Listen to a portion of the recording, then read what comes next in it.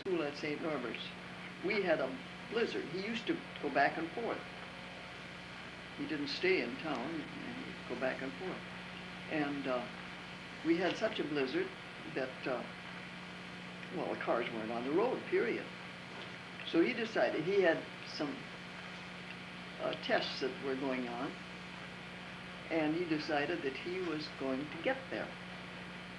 So, okay, he started out, and he had piles of clothes on, and he walked across the field from Monaghan's up and on, and he walked to Planard's Cheese Factory, which was a nice long distance to walk, and then on and on and on, and he didn't get a ride. I suppose there were no cars moving. There were no cars. The snowplow he met on the ledge.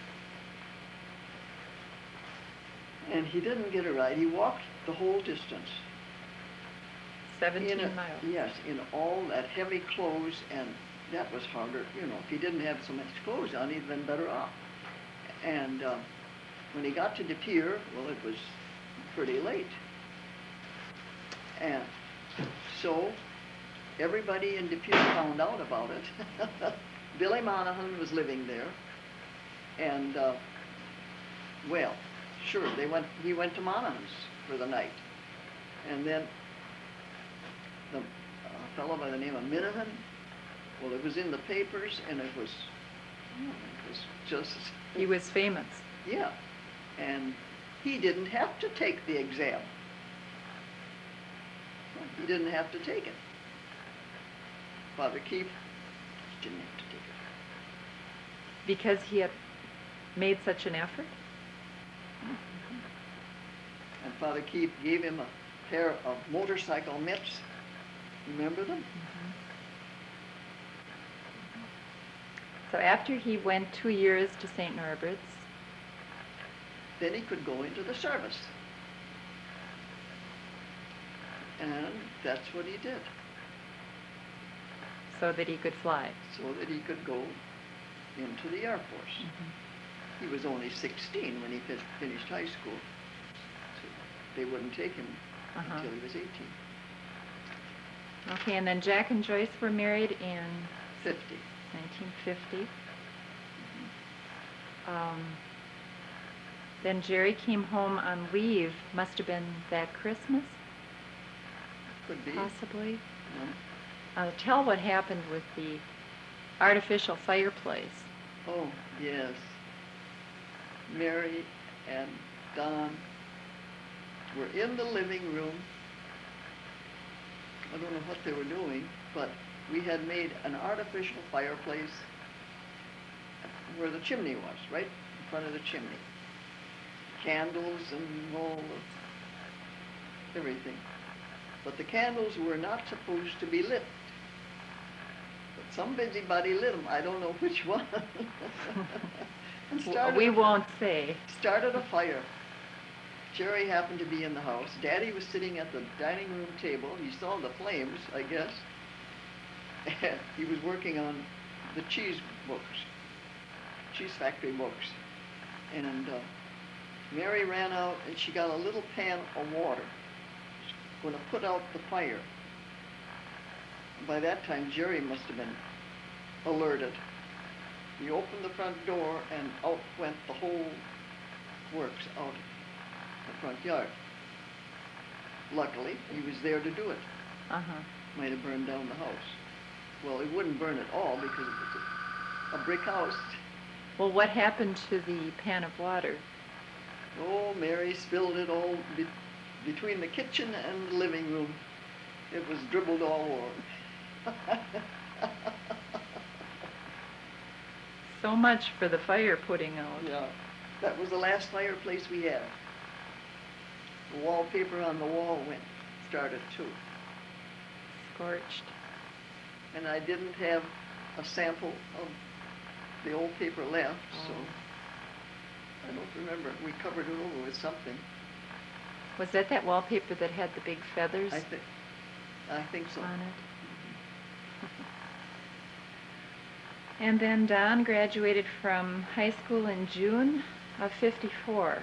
That's right. And you started school, Mary started school in September. So would that have been about the time that Gerry got hit by the train? Well, After he came back out after he of came back from the service, he wanted to go on to school. And he had this, what kind of a car was it? I don't remember. But it was one that he bought down in Texas. It was a Chrysler. It was a Chrysler. And he loved it. And he kept it looking pretty nice. And every day, he'd go in on G, and then that, what was that other road? Well, anyway, getting near to Green Bay, there was a track, a train track. And you couldn't see it, but every day when he'd go in, there was this car. It was a kind of a school bus, a small one, and it was there to pick up children, which is what he suspected. But it wasn't just in the same place that it usually was, waiting for the children. Very likely they had gotten into the bus and came to the train track and stopped. And you couldn't see the train until you got on the track practically. The train was hidden, and there wasn't any signal. And there he went on the train, and he went the same direction because he had enough sense to know what to do, being in the Air Force that long. And he went right alongside the train. He got hit a little bit, but not too bad. And then he called me. Got hit by the train, but I'm okay.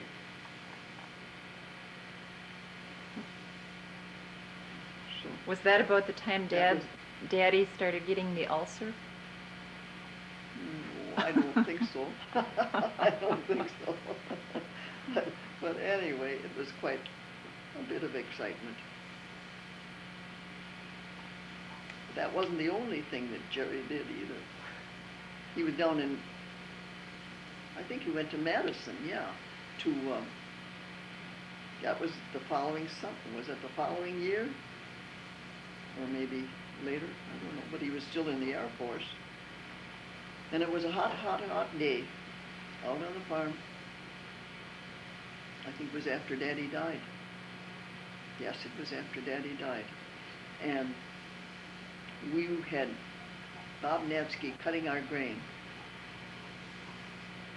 And Bob Natsky, of course, like the rest of them, were in too much of a hurry, and the fluff piled up on the tractor and started the field ablaze. Oh. And in between, that was one day, just one day.